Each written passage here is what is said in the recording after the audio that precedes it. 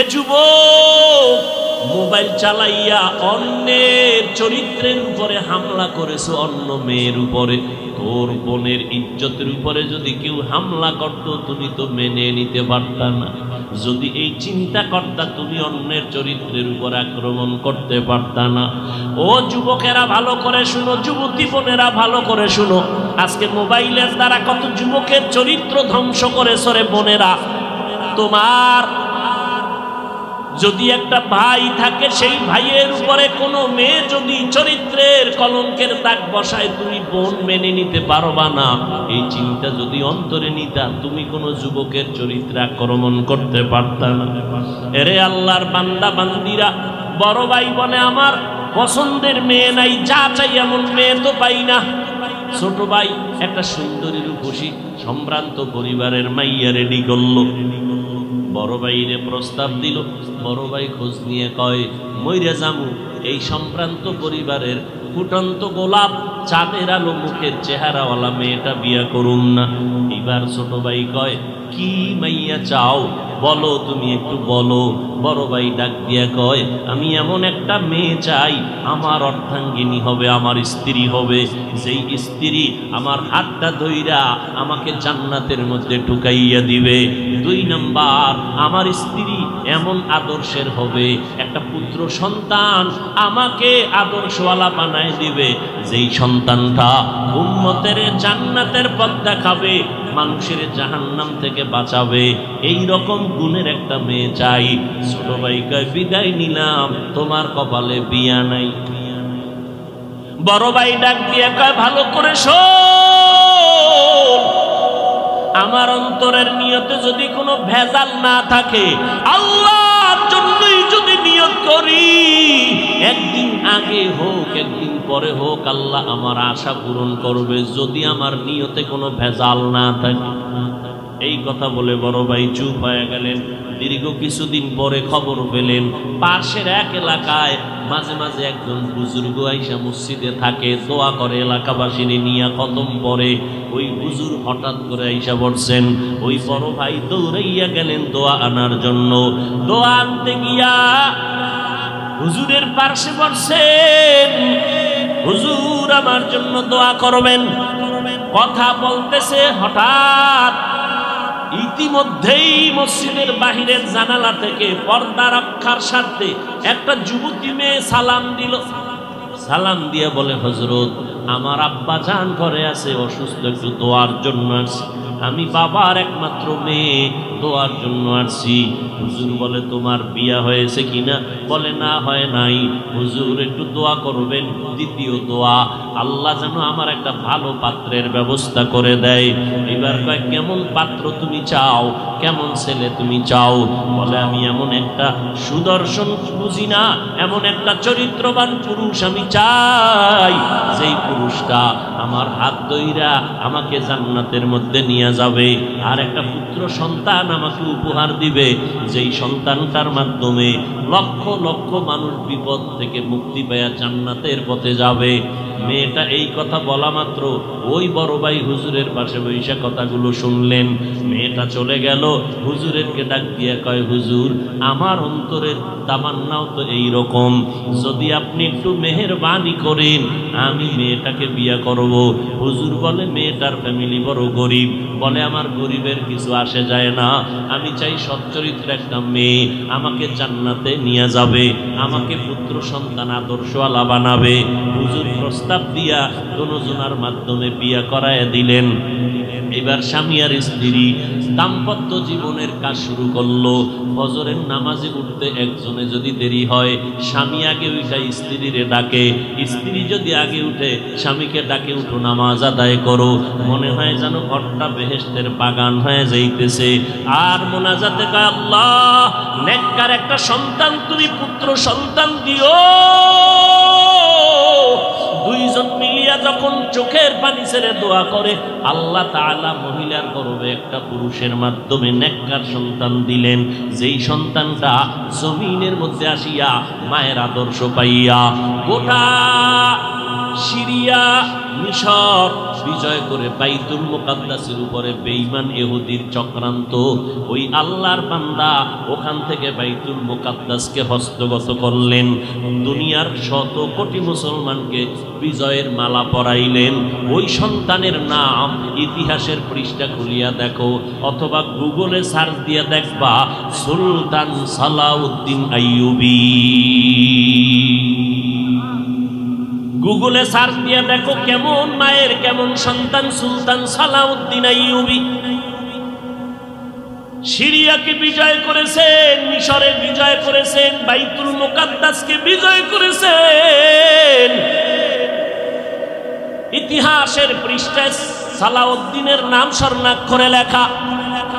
এজন্যই বলেছি এমপি সাহেবের ব্যবহার ভালো, কসম খোদার পেছনে তার মায়ের আদর্শ ভালো। এসপি সাহেবের ব্যবহার ভালো কেন? তার মায়ের আদর্শ ভালো। চেয়ারম্যান সাহেবের ব্যবহার আর আদর্শ ভালো কেন? মায়ের দোয়া আছে, মায়ের আদর্শ ভালো। কেমন এসপি সাহেব ছুটি পাইয়া বাড়ি গেছে, খানার টেবিলে বসে, আম্মা জানের সামনে তোর এসপিগিরি চলে না। আম্মা জান নাম নিয়ে কয়, বাবা আমি মা তোর বুড়া হয়ে গেছি, কয়দিন বাঁচবো জানি না, মরে যাব। খানার টেবিলে একটা দাবি করবো, মানবিনি? এসপি সাহেব কয়, আম্মু আমি মানবো ইনশাআল্লাহ। কি দাবি করো? মা ডাক দিয়া কয়, বাবা সম্মানের চেয়ার পাইছো, সম্মানের চেয়ারে তোরে আল্লাহ বসাইছেন।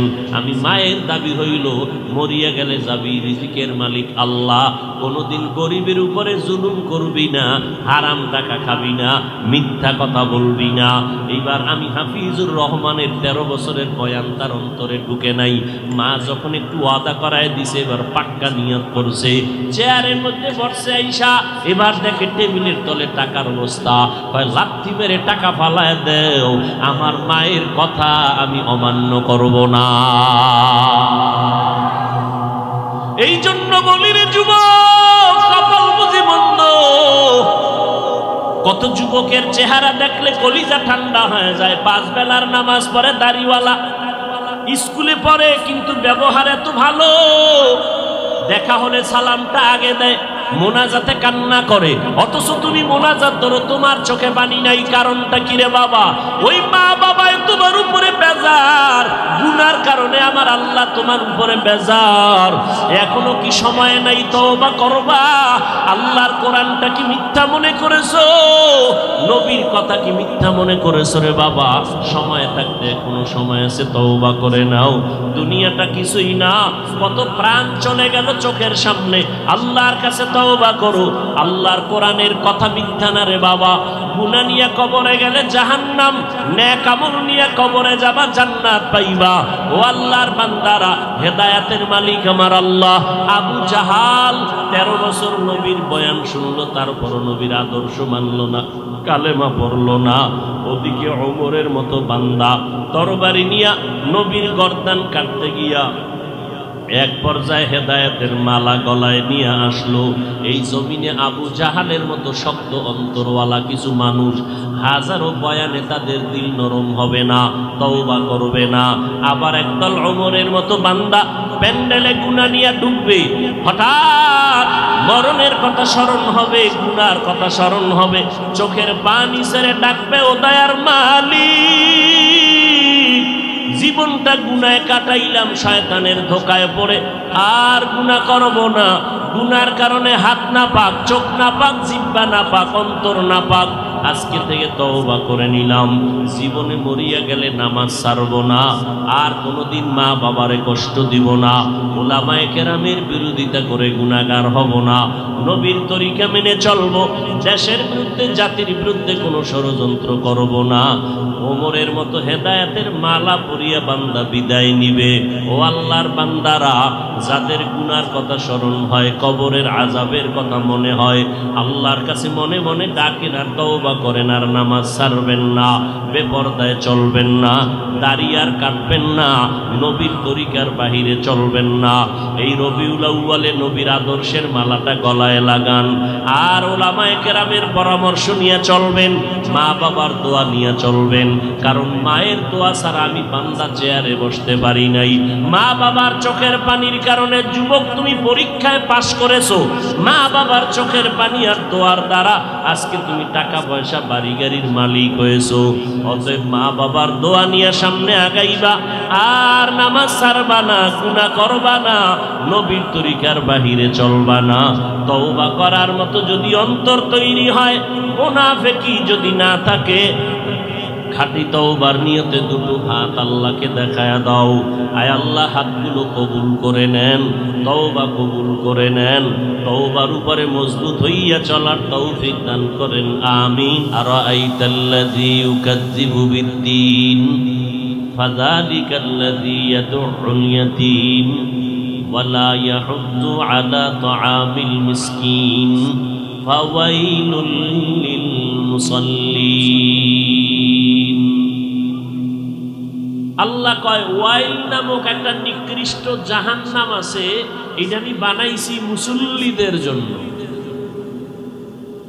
নিকৃষ্ট ওয়াইল নামক জাহান্নাম মুসল্লিদের জন্য, নামাজি মুসল্লি। এইবার বুঝেন আপনি কোন মুসল্লি। আবার আল্লাহ কোরআনের আর এক জায়গায় বলেন, ইন্নাস সালাতা তানহা আনিল ফাহশাই ওয়াল মুনকার ওয়ালা যিকরুল্লাহি আকবার। নিশ্চয়ই নামাজ সমস্ত পাপের জগৎ থেকে মানুষকে ফিরাইবে, বিনা হিসাবে জান্নাতে পৌঁছাইয়া দিবে নামাজ। বেঈমান আর মুমিনের মধ্যখানে নবী বলেন ব্যবধান হলো নামাজ। বাইনাল আবদি ওয়া বাইনাল কুফরি তারকুস সালাহ। পারে না, বেঈমানেরা নামাজ পড়ে না। কিয়ামতের দিন হিসাব হবে প্রথম নামাজ। আমার আল্লাহ আমার নবীকে শ্রেষ্ঠত্ব মর্যাদা দিয়েছেন, আমার নবীর মতো কোনো নবী নাই। এই মর্যাদা দিয়েছেন কে? জবান খুলেন, কে দিয়েছেন? কেমন সে আমার আল্লাহ? আমার ওই আল্লাহর মতো দ্বিতীয় কোনো আল্লাহ নাই। কেমন নবী আমার, যেই নবীর মতো কোনো নবী নাই। এমন শ্রেষ্ঠ মর্যাদা দিয়েছেন আমার আল্লাহ। আমার আল্লাহ নবীরে এত মর্যাদা দিয়েছেন, এগুলোর যদি আল্লাহর কোরআনের আয়াতগুলো কি কি কারণে দিয়েছেন শুধু তেলাওয়াত করি রাত পার হয়ে যাবে। আল্লাহ বলেন আমার নবীরে আমি সম্মান দেওয়ার অনেক কারণ, এর মধ্যে এক কারণ, ইন্না আতাইনা কাল কাউসার। আমি আমার নবীকে কাউসার দান করেছি। আমি মুসা নবীকে কাউসার দান করি নাই, ইব্রাহিম নবীরে কাউসার দান করি নাই। অথচ তারা রসুল, তারা আমার বন্ধু। মুহাম্মদ আমার বন্ধু, ঈসা নবীও বন্ধু, ইব্রাহিম আমার বন্ধু, মুসা নবী বন্ধু, ইসমাইল আমার বন্ধু, নূহ নবী আমার বন্ধু। এই জমিনে যত মসজিদ আছে একটু বলেন এগুলো কার ঘর? সব আল্লাহর ঘর। কিন্তু বাইতুল মুকাররম জাতীয় মসজিদ ঢাকার শহরে মিনারা দাঁড়ায় আছে, ওই মসজিদ এটাও আল্লাহর ঘর। মক্কা নগরীতে যেই বাইতুল্লাহ আছে এটাও আল্লাহর ঘর। ব্যবধানটা কি জানো? ওই ঘরটাকে আল্লাহ ডাইরেক্ট ইশারা করে বলে না এটা আমার ঘর, বাইতুল্লাহকে বলে এটা আমার ঘর। এই জন্য ওই ঘরের এত দাম। তাকাইয়া যতক্ষণ থাকবা ততক্ষণ আমল নামায় সওয়াব। ইন্না আউয়ালা বাইতিন উযিআ লিন-নাসি লাল্লাযী বিবাক্কাতা মুবারাকাও ওয়া হুদা, মুবারাকাও ওয়া হুদাল লিল আলামিন।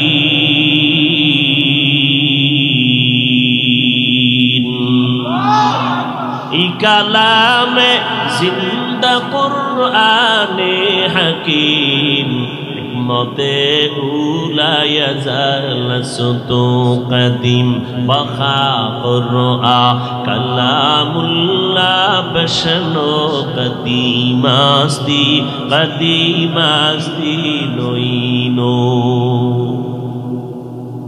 আল্লাহ আমার নবীরে কাউসার দান করলেন। এটা এমন এক বড় নিয়ামত। আল্লাহ কয় নবী শুকর আদায় করেন। বলে কেমনে করবেন? ফাসাল্লি লিরাব্বিকা ওয়ানহার। নিয়ামতের শুকর আদায় করার এক নাম্বার কাজ হলো নামাজ আদায় করবে। নামাজ আল্লাহর সাথে মুহাব্বতের বন্ধন। নামাজ নবীকে আল্লাহ নিয়ামত দিয়া বলেন নামাজ আদায় করেন, কোরবানি করেন। আল্লাহ কোরআনে বলেন নামাজ মানুষকে গুনাহ থেকে রক্ষা করবে। বড় দুঃখ, আজ মুসলমান দাবি করে নামাজ পড়ে না, আর অধিকাংশ নামাজি সুদের ব্যবসা ছাড়ে না। নামাজও পড়ে, মিথ্যা কথা বলে, অন্যের হক নষ্ট করে। আল্লাহ হেদায়েত দান করুন।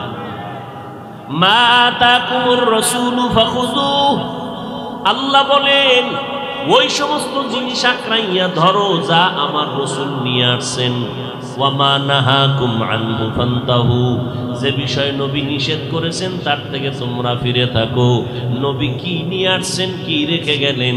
আল্লাহর নবী জমিনের মধ্যে আসছেন মক্কা নগরীতে উত্তম আদর্শ নিয়া। কি নিয়া? লাকাদ কানা লাকুম ফি রাসূলিল্লাহি উসওয়াতুন হাসানাহ। আল্লাহ বলেন অবশ্যই তোমাদের জন্য রয়েছে আমার রাসূলের মধ্যে উত্তম আদর্শ। আর কেমন উত্তম আদর্শ? আমার নবীর আদর্শের মতো জমিনে আর কারো আদর্শ নাই। আব্রাহাম লিঙ্কনের আদর্শ, মাও সেতুনের আদর্শ, লেনিনের আদর্শ, কালমার্সের আদর্শ, প্লেটোর আদর্শ, জমিনের মধ্যে যত আদর্শ, আমি এক কথায় বলি সবগুলো নাপাক, একমাত্র আমার নবীর আদর্শই হলো পাক। দুনিয়ার মানুষের আদর্শ নাপাক কেন? তার দিমাগ নাপাক, তার চিন্তা চেতনা নাপাক, আবার খায়ও নাপাক। আল্লাহর দেওয়া হালাল খানা খায় না, মদের বোতল নিয়ে দৌড়ায়। এরপরে খাওয়াটা সিস্টেম অনুযায়ী খায় না। যেটা নিয়ামত ডান হাতে খাবে সেটা বাম হাতে খায়। চা টানে বাম হাতে, বিড়ি টানে ডান হাতে। আছে না নাই? আর আমার নবীর আদর্শ কেন পাক? আমার নবীর জিন্দেগিটা পাক। আমার নবীর ঘাম মুবারক এতটাই যে পবিত্র, আম্মা জান আয়েশা রাদিয়াল্লাহু আনহা বলেন নবীর ঘাম মুবারক বোতলের মধ্যে ভরে রাখতাম, আর বড় বড় অনুষ্ঠানে আমরা মেশক আর আতর হিসাবে ব্যবহার করতাম। আমার নবীর শরীর মুবারকে মশামাছি পড়া হারাম। সূর্যের আলো যেন নবীর জন্য কষ্ট না হয়, মেঘের খণ্ড নবীরে ছায়া দেয়, দুপার্শ্বের গাছ নবীরে সালাম জানায়। এরে নবীর উম্মতের দল, আমার নবী কেমন নবী যে 63 বছর হায়াতে একটা মিথ্যা কথাও বলেন নাই। আমার নবী উত্তম আদর্শ নিয়ে মক্কা নগরীতে আগমন করেছেন। দুইটা জিনিস রেখে বিদায় নিয়ে গেলেন, আর বলে গেলেন এর উম্মত দুইটা জিনিস রেখে গেলাম, আঁকড়াইয়া ধর। আমি নবী চ্যালেঞ্জ দিয়ে গেলাম, তোর কোনোদিন বিপদ হবে না। তারাকতু ফীকুম আমরাইন লান তাদিল্লু মা তামাসসাকতুম বিহিমা কিতাবাল্লাহ ওয়া সুন্নাত রাসূলি।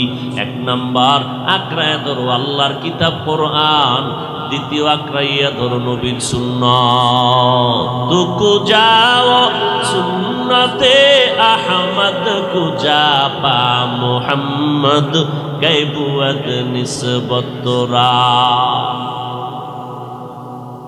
আজ এত বয়ান বাংলার জমিনে চলে, হজরের পরে বয়ান, আসরের পরে বয়ান, জোহরের পরে বয়ান, সারা রাত বয়ান।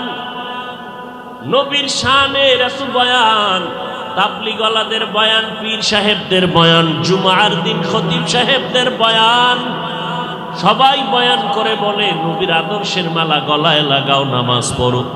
কিন্তু মুসলমান এত পায়ে ধরে ধরে আলেমরা বয়ান করে, নবীর আদর্শই উম্মত মানতে চায় না।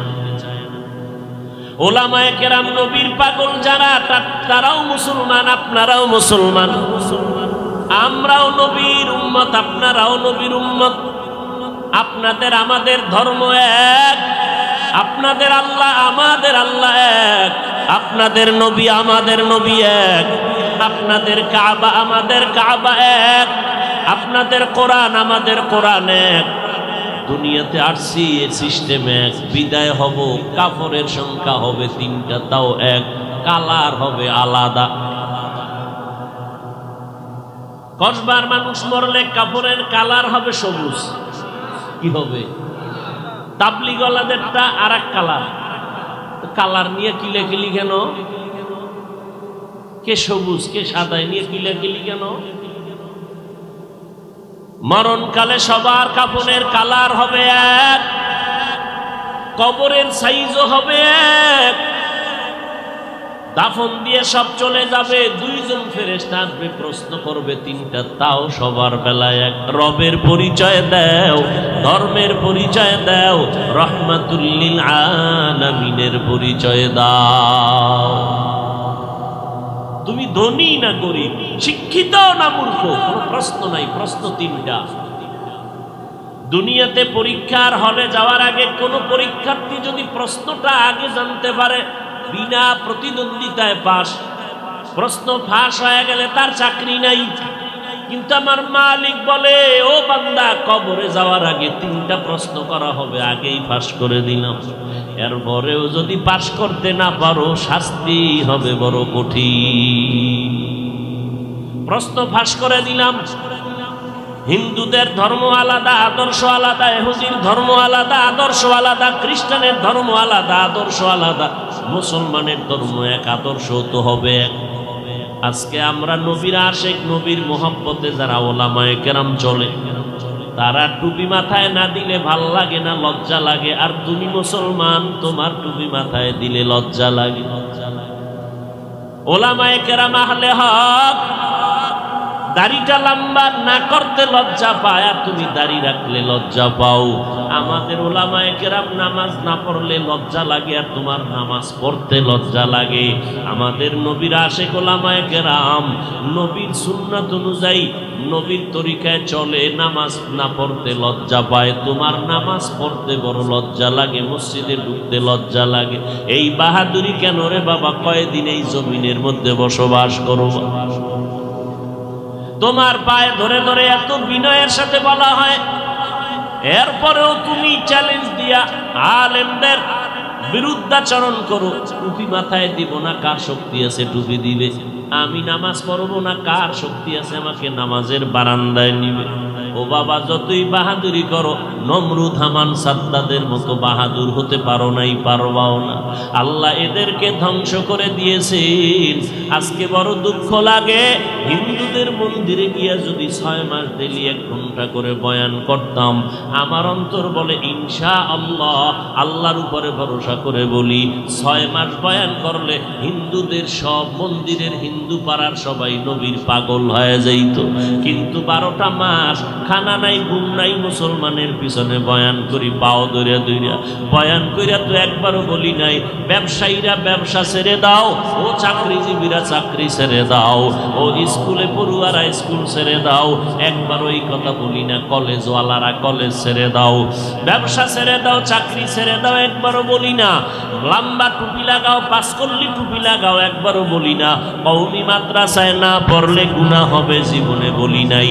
তাবলিগে না গেলে জাহান্নামে যেতে হবে, বলি নাই। ও বান্দা, কওমি মাদ্রাসায় না পড়লে জাহান্নামে যাওয়া লাগবে, বলি নাই। পীরের কাছে যদি না যাও জাহান্নামে যেতে হবে, বলি নাই। পায়ে দইরা দইরা 2টা কথা তোমাদের অন্তরে ঢুকাইতে চাই। 1 নাম্বার, দুনিয়াতে যতদিন থাকবা গোলামি করবা আমার আল্লাহ, আর আদর্শ মানবা মদিনা। ও গো নবীর উম্মতেরা,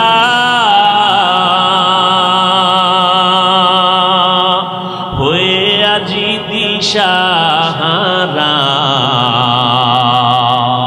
কোরআন হাদিসের চলো যখন যাহা চায় মনে, নবী বিনে কে তরাবে পুসিরাত মিজানে, নবী বিনে কে তরফে ফুসিরত মিজানে নবী আমার জীবন ভারে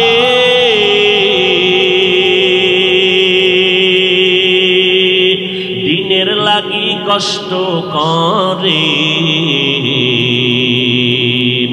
দান দান শহীদ করিলেন অহুদেরই ময়দানে নবী বিনে কে তরফে ফুসিরত মিজানে নবী বিনে কে তরফে ফুসিরত মিজানে নবীর মায়া নাই কি তোমার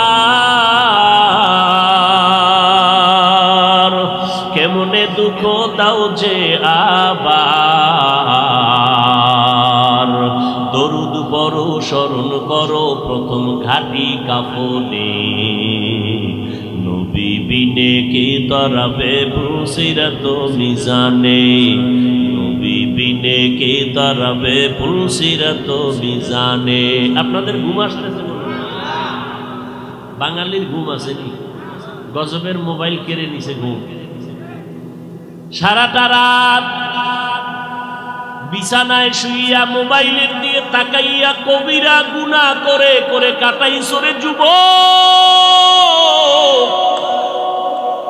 বুকে হাত দিয়া কেউ সাহস নিয়া দাঁড়াইয়া বলতে পারবি না হাফিজ ভাই আমার হাতে অ্যান্ড্রয়েড মোবাইল আছে, আমি কোনো গুনাহ করি নাই, কোনদিন রাতের বেলা মোবাইলে গুনাহ দেখি নাই, বলতে পারবি না রে বাবা। কিন্তু কি ক্ষতি করেছো বুঝো না। এই মোবাইলের দিয়ে তাকাইয়া থাকতে থাকতে মাওলার দেওয়া নেয়ামতের ঘুমটারে নষ্ট করে আজকে তোর শরীরে রোগ জন্মাইছো। কারণ আমার আল্লাহর দেওয়া ঘুম, রাতের ঘুম শরীরের জন্য বড় নেয়ামত। শুধু নেয়ামত না, মহা ঔষধ। রাতের বেলা 1 ঘন্টা ঘুমাইবা, দিনের বেলা 6 ঘন্টা ঘুমাইলেও 1 ঘন্টার মর্যাদা হবে না, 1 ঘন্টার কাজা আদায় হবে না। অথচ মোবাইলের দিকে তাকাইয়া আজকে তুমি রাতের ঘুমটা নষ্ট করে শরীর দুর্বল করে ফেলেছো। এরে আল্লাহর বান্দা, এই মোবাইলের কারণে মা বাবার অন্তরে কষ্ট না জানি বরদোয়া করে। শিক্ষকের সাথে বেয়াদবি করেছো, মোবাইলের কারণে বরদোয়া করে। ওলামায়ে কেরাম বরদোয়া করে। শুধু তাই না, এই মোবাইলের দিকে তাকাইয়া কিডনি গুলোরে ড্যামেজ করে ফেলেছো। পরীক্ষা করে দেখো রে বাবা, হাত তোমার দুর্বল, চোখের পাওয়ার দুর্বল, তোমার মাথা ব্যথা বেড়ে গেছে, এখন আর বেশি পড়ালেখা করতে পারো না। কিছুক্ষণ মোবাইলে দিয়ে তাকাইলে মাথা গরম হয়ে যায়। কেউ কেউ মোবাইল চালাইতে চালাইতে রাস্তার পাগল হইয়া ঘুরতেছে। না এরকম পাগল? কি গেমস খেলতে খেলতে এখন পাগল হয়ে গেছে রাস্তায়।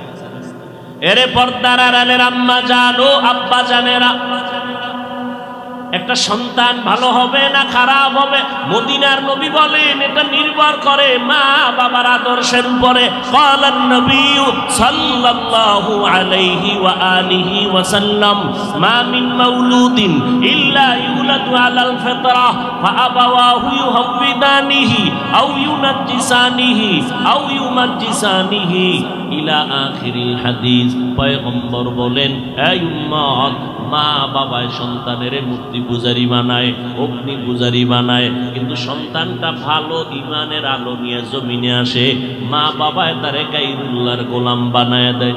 এই জন্য কোরআন শরীফের সূরা আহজাব 67 নম্বর আয়াত পড়ে দেখো রে বাবা, হাসরের ময়দানে আল্লাহ যুবকদের ডাকবে, নামাজ পড়ছনি বলে পড়ি নাই, রোজা রাখছো রাখি নাই, হালাল খেয়েছো খাই নাই কেন? তখন বলবে আল্লাহ আমার কোনো দোষ নাই, সব আমার মা বাবার দোষ হয়েছে।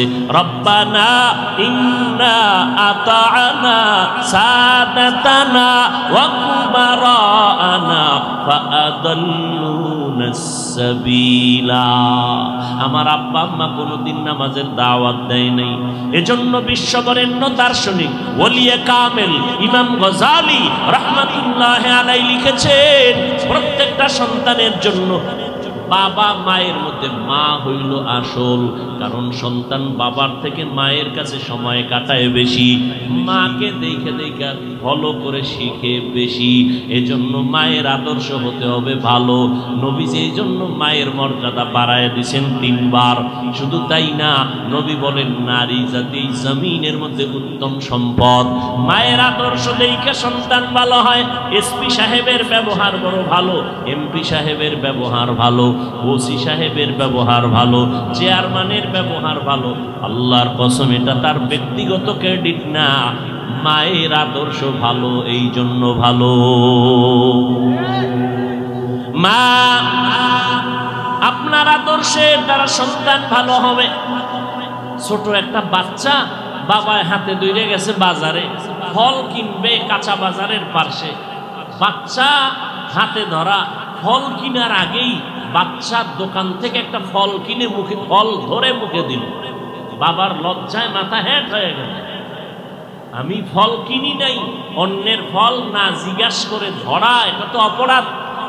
ফল কেনা বাদ দিয়া মাথা গরম, ইজ্জতের উপরে আক্রমণ হয়েছে। ডাইরেক্ট বাসায় গিয়া ম্যাডামকে ডাক দিছে, এই ম্যাডাম, জীবনে কোনোদিন অন্যের জিনিস না বইলা ধরছো? না। সন্তান ধরলো কেন? হয়তো অপরাধটা আমি করছি, না হয় তুমি করেছো, না সন্তানেই খারাপ হতে পারে। বলে আল্লাহর কসম আমি কোনোদিনই অপরাধ করি নাই। স্ত্রী বলে আমার তো মনে পড়ে না। কয় খুঁজো। দীর্ঘ টাইম ভাবার পর বাচ্চার মা ডেকে বলে হ্যাঁ মনে পড়ে গেছে, আমার বাবার বাড়ি থাকার সময় আমি আমার বাবার বাড়ির পাশের বাড়ির গাছের একটা ফল আমি জিজ্ঞাসা না করে ধরে খেয়েছিলাম। এই জন্য সন্তানের উপরেই আসর পড়ে গেছে। গাছ তোমার নাম কি? গাছ ভালো তো ফল ভালো। মা বাবা যদি ভালো আদর্শের হয়, সন্তান ভালো। এরে আল্লাহর বান্দা, এই জন্য কিয়ামতের দিন যুবক বলবে মা বাবার কারণে আমি নামাজ পড়ি নাই, রোজা রাখি নাই। আল্লাহ বলবে তোরে তো আমি ভালো মন্দ যাচাই করার বিবেক দিলাম, বিবেক দিয়ে সঠিক পথে কেন চলো নাই? আমার আদালতে আজকে তোমার বিবেকের বিচার হবে। ইন্না সামআ ওয়াল বাসারা ওয়াল ফুআদ কুল্লু উলাইকা কানা আনহু মাসউলা। সন্তান দুর্বল হয়ে যাবে, ডেকে বলবে হে মালিক আমার বিবেকের বিচার হবে। বলে হ্যাঁ হবে। আল্লাহ আমার একটু আবদার আছে, ও আল্লাহ আমারে যদি তুমি শাস্তি যাই দাও, আমার মা বাবারে তার ডবল শাস্তি দিতে হবে। রব্বানা আতিহিম দিফাইনি মিনাল আযাব ওয়ালআনহুম লা'নান কাবীরা। সন্তান বলবে আমাকে যে শাস্তি দাও তার ডবল শাস্তি মা বাবাকে দাও। এরে আব্বা জানেরা, আম্মা জানেরা, একটু কি চিন্তা করেছেন আল্লাহ পাক সন্তান দান করেছেন? কত মানুষ বিয়া হয় সন্তান পায় না, কত মাজারে কত জায়গায় তাবিজ নিল কোনো সন্তান পেল না। আর আল্লাহ আপনাকে সন্তান দিয়েছেন, সন্তানটাকে মানুষ বানাইয়া যাবেন। আমি এ কথা বলি না সন্তানকে বড় হুজুর বানান না। সন্তান স্কুলে পড়ে আলহামদুলিল্লাহ, কলেজে পড়ে আলহামদুলিল্লাহ। সন্তানকে ডাক্তার বানাবেন আলহামদুলিল্লাহ, ইঞ্জিনিয়ার বানাবেন আলহামদুলিল্লাহ। তবে আম্মা জানের কাছে অনুরোধ, সন্তানটাকে ডাক্তার বানাইবেন, তবে বেয়াদব বানাবেন না। সন্তানটাকে ইঞ্জিনিয়ার বানাবেন, বেয়াদব বানাবেন না। সন্তানের ব্যবহারে কোনো আলেম যেন কষ্ট না পায়, সন্তানের আচরণে কোনো মুরব্বী যেন কষ্ট না পায়, সন্তানের ব্যবহারে মা বাবার কলিজায় যেন কষ্ট না যায়, সন্তানের আচরণে যেন কোনো বন্ধু বান্ধব কষ্ট না পায়। ও যুবক সাবধান, এই জমিনে আর নবী আসবেন না, আবু বকর আসবেন না, ওমর ওসমান আলীকে আর পাবা না। এই দায়িত্বের জায়গায় বসে থাকবে উলামায়ে কেরাম। এদেরকে বুকে লাগাও, এদের পাইলে হাতে হাত লাগাইয়া দোয়া নাও। আলেমের নেক নজর যখন লাগবে হেদায়েতের দরজা খুলে যাবে। আর ওদিকে মা বাবার দোয়া নিয়ে চলো রে যুবক। আজকে তুমি ভাবতেছো স্কুল কলেজে পড়ি, এটি কেমন করে সম্ভব? ও ওরে যুবক, একটু জিহ্বা নাড়ায় হাকিকতে আসল জবাবটা দাও, মিথ্যা বলবা না। জীবনে মাদ্রাসায় পড়ে নাই, জেনারেল লাইনে পড়েছে যুবক, স্কুল কলেজে পড়ে, 5 বেলার নামাজি আছে না নাই? আল্লাহ বিবেক দিছে, প্রশ্ন করো তুমি কেন পারো না রে বাবা? তোমার মতো যুবক র্যাব আর্মি পুলিশ বিডিআরের চাকরি করে, নামাজ পড়ে, তুমি কেন পারো না? তোমার মতো যুবক রাস্তায় গাড়ি চালায়, 5 বেলার নামাজ পড়ে, তুমি কেন পারো না? ও যুবক, তোমার মতো বান্দা কৃষি কাজ করে, গামছা বিছাইয়া নামাজ পড়ে, তুমি কেন পারো না? তোমার মতো যুবক সন্তান শ্রমিকের কাজ করে, নামাজ ছাড়ে না, তুমি কেন পারবা না রে বাবা? এরে আম্মা জান, আপনার মতো কত মা এই জমিনে এই এলাকায় ঘুরে ঘুরে দেখবেন 5 ওয়াক্ত নামাজ পড়ে, তাহাজ্জুদের নামাজও পড়ে, আপনি কেন পারবেন না? এসপি সাহেবের মা, ওসি সাহেবের মা, চেয়ারম্যানের মা, এদের আচরণ ভালো হওয়ার কারণ মা বড় নামাজি, মায়ের দোয়ার কারণে কপাল খুলে গেছে। এরে বান্দা, আমি ঘটনা বলি, 2-3 দিন ধরে একটা ঘটনা আমি উম্মতের শুনাই। 2টা ভাই, ছোট ভাই বিয়া শাদী করে সংসার করে, বড় ভাই এখনো বিয়া করে নাই, বয়স বেড়ে গেল। ছোট ভাই একদিন জিজ্ঞাসা করে, ভাইজান বিয়া করেন না কেন? বয়সের সীমা চলে যাচ্ছে, কেন বিবাহ করেন না? বড় ভাই কয়, বিয়া করব কি, মাইয়া আসেনি দুনিয়ায়। কয়, মেয়ের কি অভাব? বলে, আমি যেমন চাই তেমন মেয়ে পাই না। ভালো করে শুনো রে যুবক, ও যুবতী বোনেরা, ভালো করে শুনো। এই জমিনের মধ্যে তোমার মতো যুবতী বোন 5 ওয়াক্ত নামাজ পড়ে, কলেজে পড়ে, অভাব নাই। মিথ্যা বলছি? ওরে বোন, তুমি কেন পারবা না? এ যুবক, মোবাইল চালাইয়া অন্যের চরিত্রের উপরে হামলা করেছো, অন্য মেয়ের উপরে। তোর বোনের ইজ্জতের উপরে যদি কেউ হামলা করত, তুমি তো মেনে নিতে পারতা না। যদি এই চিন্তা করতা, তুমি অন্যের চরিত্রের উপর আক্রমণ করতে পারতা না। ও যুবকেরা ভালো করে শুনো, যুবতী বোনেরা ভালো করে শুনো। আজকে মোবাইলের দ্বারা কত যুবকের চরিত্র ধ্বংস করেছ রে বোনেরা। তোমার যদি একটা ভাই থাকে, সেই ভাইয়ের উপরে কোনো মেয়ে যদি চরিত্রের কলঙ্কের দাগ বসায়, তুমি বোন মেনে নিতে পারবা না। এই চিন্তা যদি অন্তরে নিতা, তুমি কোনো যুবকের চরিত্রে আক্রমণ করতে পারতা না। এরে আল্লাহর বান্দা বান্দিরা, বড় ভাই বলে, আমার পছন্দের মেয়ে নাই, যা চাই এমন মেয়ে তো পাই না। ছোট ভাই একটা সুন্দরী রূপসী সম্ভ্রান্ত পরিবারের মাইয়া রেডি করলো, বড় ভাইরে প্রস্তাব দিল। বড় ভাই খোঁজ নিয়ে কয়, মইরা জামু, এই সম্ভ্রান্ত পরিবারের ফুটন্ত গোলাপ, চাঁদের আলো মুখের চেহারাওয়ালা মেয়েটা বিয়া করুম না। এবার ছোট ভাই কয়, কি মাইয়া চাও বলো, তুমি একটু বলো। বড় ভাই ডাক দিয়া কয়, আমি এমন একটা মেয়ে চাই, আমার অর্ধাঙ্গিনী হবে, আমার স্ত্রী হবে, যেই স্ত্রী আমার হাতটা ধইরা আমাকে জান্নাতের মধ্যে ঢুকাইয়া দিবে। 2 নাম্বার, আমার স্ত্রী এমন আদর্শের হবে, একটা পুত্র সন্তান আমাকে আদর্শওয়ালা বানায় দিবে, যেই সন্তানটা উম্মতের জান্নাতের পথ দেখাবে, মানুষের জাহান্নাম থেকে বাঁচাবে। এই রকম গুণের একটা মেয়ে চাই। ছোট ভাই কয়, বিদায় নিলাম, তোমার কপালে বিয়া নাই। বড় ভাই ডাক দিয়ে কয়, ভালো করে শোন, আমার অন্তরের নিয়তে যদি কোনো ভেজাল না থাকে, আল্লাহর জন্যই যদি নিয়ত করি, একদিন আগে হোক একদিন পরে হোক, আল্লাহ আমার আশা পূরণ করবে, যদি আমার নিয়তে কোনো ভেজাল না থাকে। এই কথা বলে বড় ভাই চুপ হয়ে গেলেন। দীর্ঘ কিছুদিন পরে খবর পেলেন, পাশের এক এলাকায় মাঝে মাঝে একজন বুজুর্গ আইসা মসজিদে থাকে, দোয়া করে, এলাকাবাসীর নিয়ে খতম পড়ে। ওই হুজুর হঠাৎ করে আইসা পড়ছেন। ওই বড় ভাই দৌড়াইয়া গেলেন দোয়া আনার জন্য। দোয়া আনতে গিয়া হুজুরের পাশে পড়ছেন, হুজুর আমার জন্য দোয়া করবেন। কথা বলতেছে, হঠাৎ ইতিমধ্যেই মসজিদের বাহিরের জানালা থেকে পর্দা রক্ষার স্বার্থে একটা যুবতী মেয়ে সালাম দিল। সালাম দিয়ে বলে, হযরত আমার আব্বা জান ঘরে আছে, অসুস্থ, একটু দোয়ার জন্য আসছি। আমি বাবার একমাত্র মেয়ে, দোয়ার জন্য আসছি। হুজুর বলে তোমার বিয়া হয়েছে কিনা? বলে না হয় নাই। হুজুর একটু দোয়া করবেন। দ্বিতীয় দোয়া, আল্লাহ যেন আমার একটা ভালো পাত্রের ব্যবস্থা করে দেয়। এবার কয় কেমন পাত্র তুমি চাও, কেমন ছেলে তুমি চাও?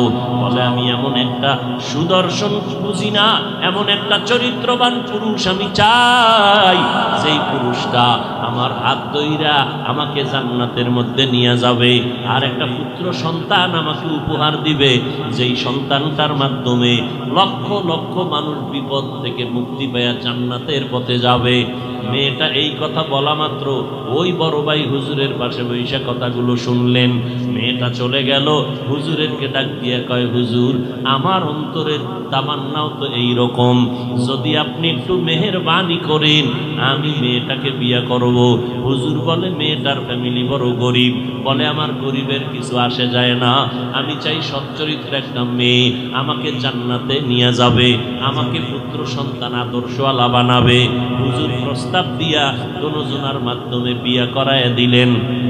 এবার স্বামী আর স্ত্রী দাম্পত্য জীবনের কাজ শুরু করলো। ফজরের নামাজে উঠতে একজনে যদি দেরি হয়, স্বামী আগে উঠে স্ত্রীরে ডাকে, স্ত্রী যদি আগে উঠে স্বামীকে ডাকে, উঠো নামাজ আদায় করো। মনে হয় যেন ঘরটা বেহেশতের বাগান হয়ে যাইতেছে। আর মোনাজাতে কয় আল্লাহ নেককার একটা সন্তান তুমি পুত্র সন্তান দিও।